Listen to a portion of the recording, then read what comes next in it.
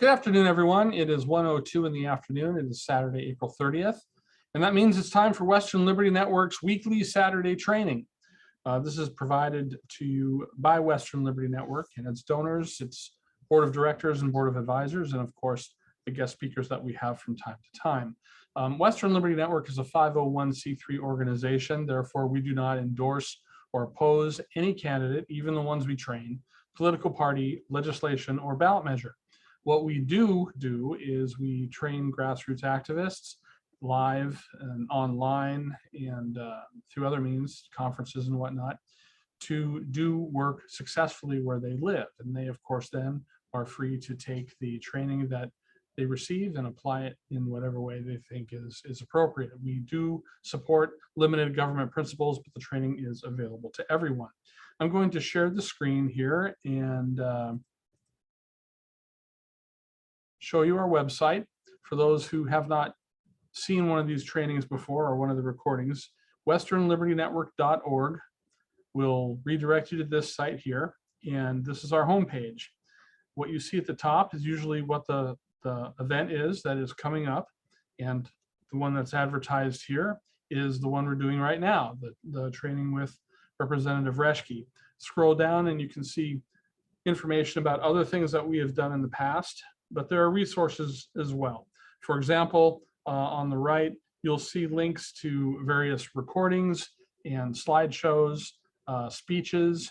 This is from our Vancouver conference in February, live speeches, conference and review documents, a lot of different things there that are very useful and informative. If you decide you really want to take a look at our training resources, you can go to the training tab.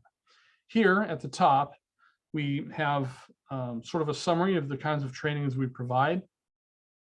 And then we have a series of training documents. These documents are meant to be provided with live trainings, but they stand up on their own as well. And so if you click on this one, for example, lobbying office holders, you'll be shown a PDF document that has a lot of training material on it. All of these materials are available free of charge, and they should run off of any web browser you might have. Components of a campaign plan, whatever they are. There are a whole bunch of different topics here. And a new one that we've just added is elements of good political messaging. And you can even download a file that includes all of our training documents with one click. Scroll down a little farther and you will see the YouTube recordings of all of our Saturday trainings.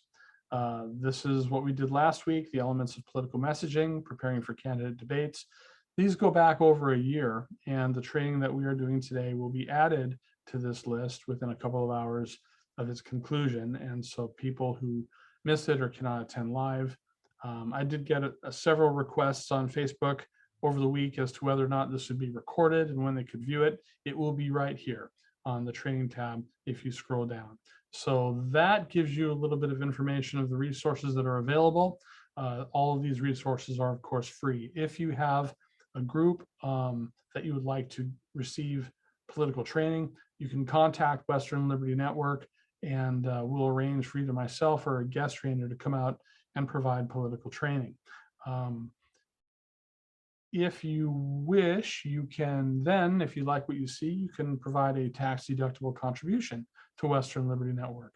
All of the transactions are handled by PayPal, so you know they are secure. And you can provide a one-time contribution or an automatic recurring monthly contribution level. And there are other resources available on the website as well, but just get on and explore if you'd like. So with that, I'm going to stop sharing. I'm going to go to the normal meeting mode. And at this point, I would like to introduce State Representative E. Werner Reschke. E. Werner Reschke is a Republican who is out of Klamath Falls. He has a very large district. He is in his third term, so he has one office before, so he knows a little bit of what he's talking about along these lines. He's also a friend of Western Liberty Network and was a featured presenter on March 26th at our regional conference in Klamath Falls.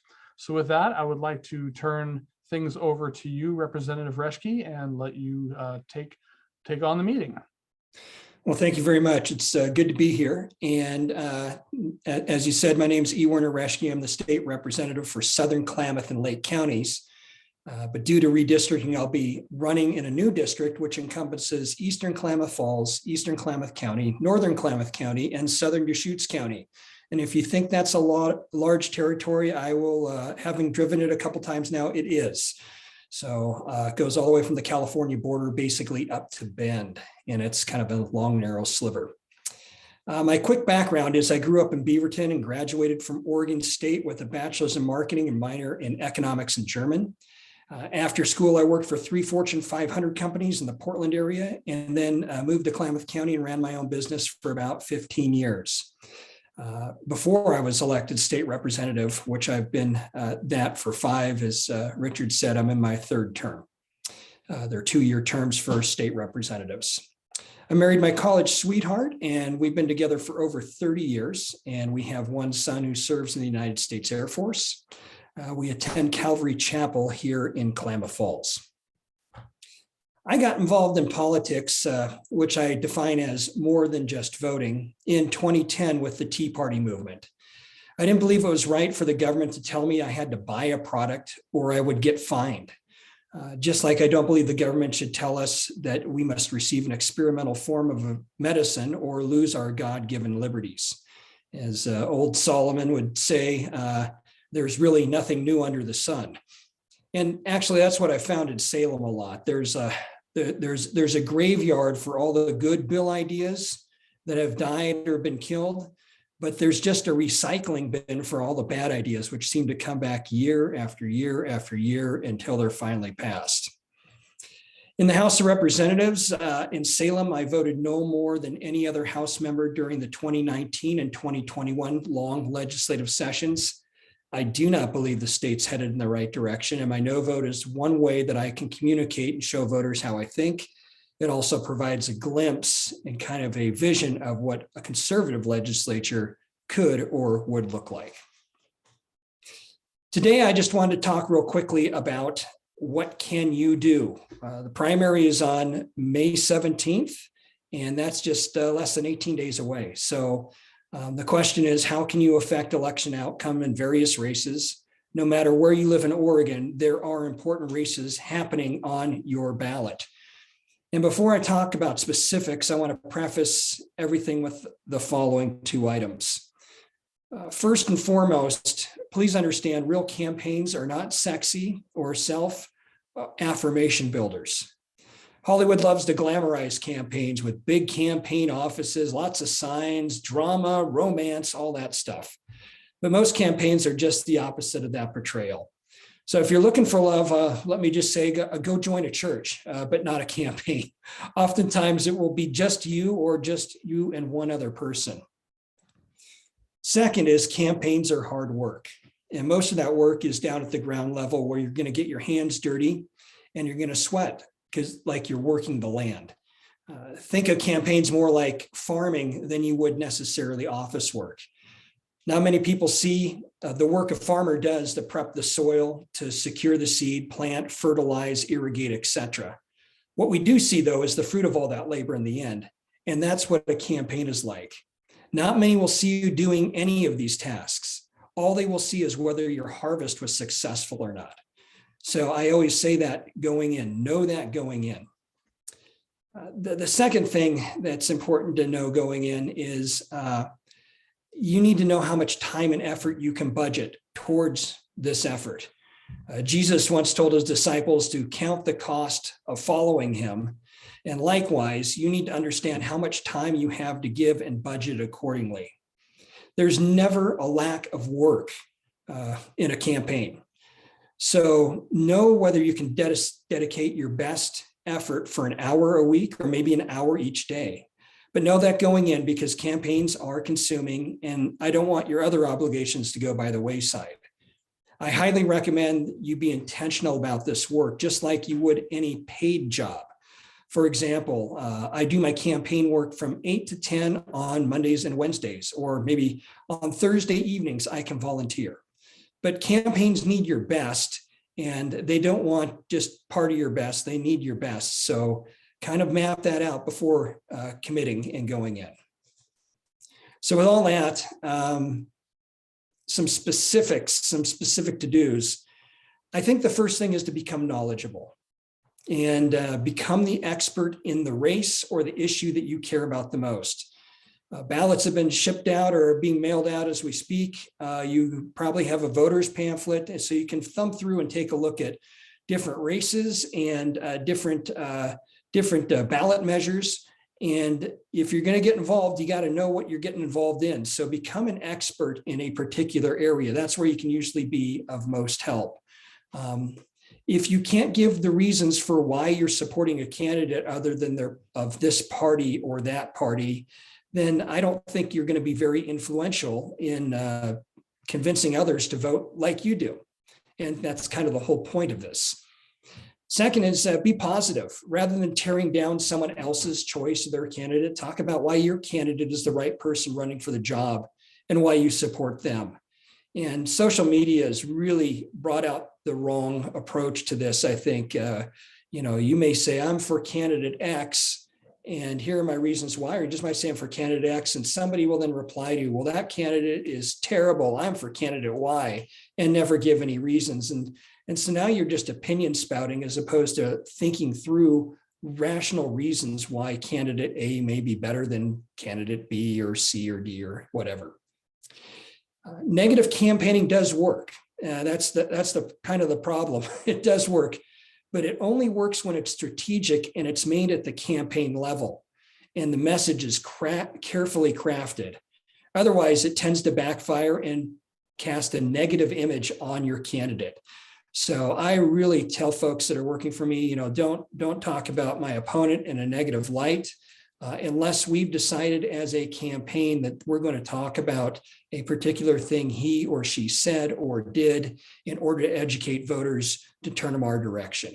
But again, that's very intentional. That's usually at the very top level down. It's not something that we like to see just individuals picking apart. Well, I don't like that he wears a bow tie or he drives a Prius or whatever.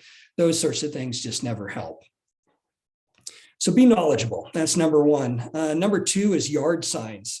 And I know there's been studies that have come out and said that yard signs are irrelevant, but you have to remember yard signs have one important piece of information that is also on the ballot, and that's the candidate's name or the ballot measure number.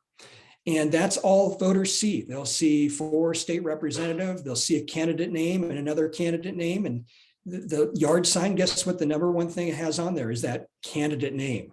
So yard signs help voters feel comfortable with the candidate's name as they read it on the ballot, especially if there's several candidates in that particular race. I think we've all talked to people that said, well, I don't know any of these people, or I don't know who to vote. But if you've seen their yard sign, that gives you a leg up.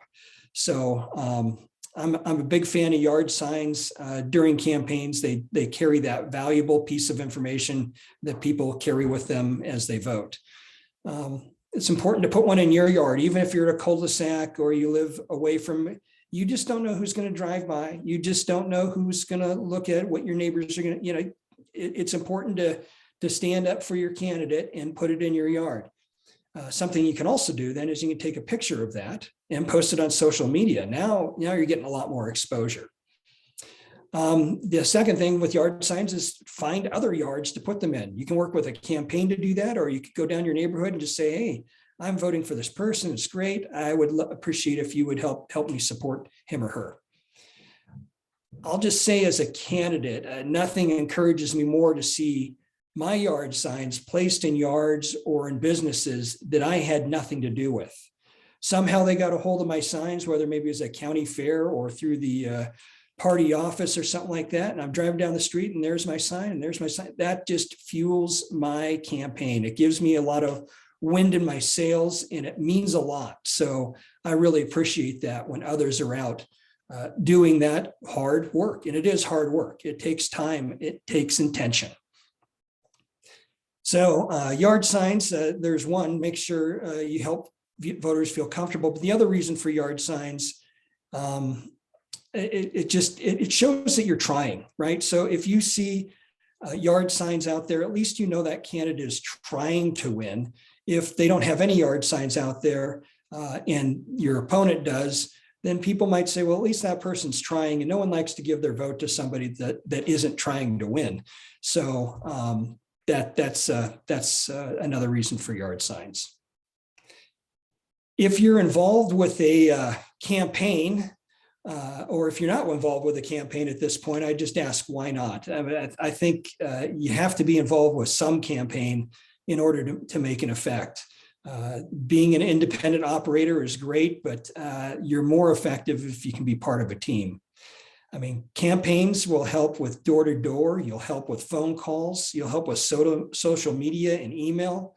And with email, it's always great if you get an email from a candidate and you like it, is to forward it to 5 or 10 friends with a note at the top to say, hey, I really appreciate this guy's thoughts on X, and forward that on. That can make a big difference. And the same thing with social media is to follow the candidate on social media. When they make a post that resonates with you or is a hot button issue for you, then make sure you share that with your followers on social media. Because you actually reach a unique set of voters that the candidate may not be able to reach directly. So by having hundreds of extensions from the main campaign means a big difference. And again, is a person more likely to be influenced by someone they don't know, let's say by me, by an email that they may get, or would they be more influenced by an email they get from you, someone they do know and do respect, and you forward along that email? You can be a big influencer that way. Letters to the editor, work with your campaign to find out what the messaging points are, or if they have any specific things they want you to write in. But again, people read the paper still, they read it online, and your letter to the editor can mean a difference in an election. Here's one that we don't stress enough, I think, and that is to host a voting party. So have 5, 10 people come over, get some pizza, and say, hey, bring your ballots, bring your voter guide, and we're going to sit down and we're just going to kind of go through the ballot, and you can mark your ballot or not, or make notes or whatever, and we're not going to judge you, but let's get together and let's talk about these candidates and these issues, and maybe you have a unique perspective that we need to hear, and maybe I have something to say that you don't know. So I think that's a great way to influence voters, is to host a voting party.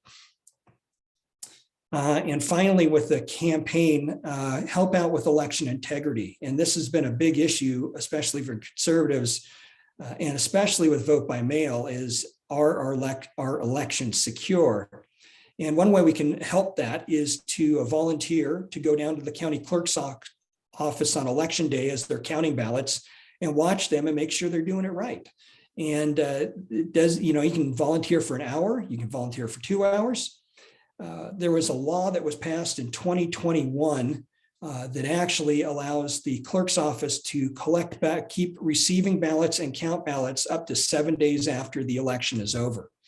So it used to be at 8 p.m. If that ballot was not in the hands of the election official for that county, then it would not be counted. Now we have up to 7 days. So it's not going to be just visiting on election day. It could be visiting 3 days after or 5 days after. And again, work with your campaign to make sure that you're coordinating so that 7 of you don't show up at 2 o'clock on a Thursday and then nobody shows up on Friday or Saturday. And pretty much the last thing I'd say as far as specifics to do on campaigns at this point is get involved with your local party. They're going to have a broader view than just one particular candidate. So if you don't know any of the candidates real well and you want to get your feet wet, this is probably a better way to go. You can sit in the party office. Most parties have an office in the local area that you can sit down and volunteer to answer questions of those that are passing by or want yard signs or want material for a particular candidate. Those offices are usually all run by volunteers, and it's a really great way to get to know some people. You can sign up for staffing at party booths. So at county fairs, most parties have a booth, and you can sign up there to staff the booth, again, to answer questions of potential voters that are walking on by, to hand out brochures, to smile, all that good stuff. Phone banks are usually involved. That usually happens more at in the general election, but that happens. Ballot chasing is a term basically that says When people vote in Oregon, it is registered with the Secretary of State, and you can look that up. You can find out, did John Schmatz vote yet? Yes or no? Doesn't tell you who they voted for, but it tells you whether they voted or not. And so if you think John Schmatz is going to vote for your candidate or for your party, then you need to chase that ballot down if he hasn't voted yet, and call him up and say, hey, John, we really want you to vote. It's really important. It's a civic duty. If you need some help, I can certainly provide you with some information. But ballot chasing is an important part of the way elections are run in Oregon. And just lastly, on the local parties, it's usually less of an island. It's more of about local campaigns. And so again, I always say, if you're starting out, start at the party level. If you have done that before and kind of know what to do, then I would get involved directly with a party or with a candidate or a group that's promoting or trying to stop a ballot initiative, and work from there to the specifics. So basically, in summary, hopefully I've given you something to think about. There's a lot to do. All these things are little things, but they all add up. And so hopefully that's some practical ideas how you can get involved. Again, grassroots is just that. It's ground level work. It's work that won't make you famous probably, but every candidate needs these things in order to find victory in May and in November. And that's my talk for today. So I'm more than happy to take any questions. Okay, do we have any questions for Representative Reschke? Philip, you've been with us this whole time. Are there any comments or questions you have? Just a fantastic presentation, sir. Very direct and to the point. No beating around the bush, and I appreciate that. I don't really have any questions. I'm new to this political arena. I'm going to school for this, and my battle will come down the road, so I have plenty of time to gain some more experience. And this was a great foundation for me. Thank you very much. Welcome. Okay, if there's nothing else for the good of the order, we will wrap up, and we'll have another training session next Saturday at 1 o'clock to be announced. And this session will be downloaded and posted within the next couple of hours. Very good. Thank you for having me, Richard. I really appreciate it. Okay, thank you, Representative Reschke, once again, and thank you, Philip, and we'll see you all soon. God bless. God bless.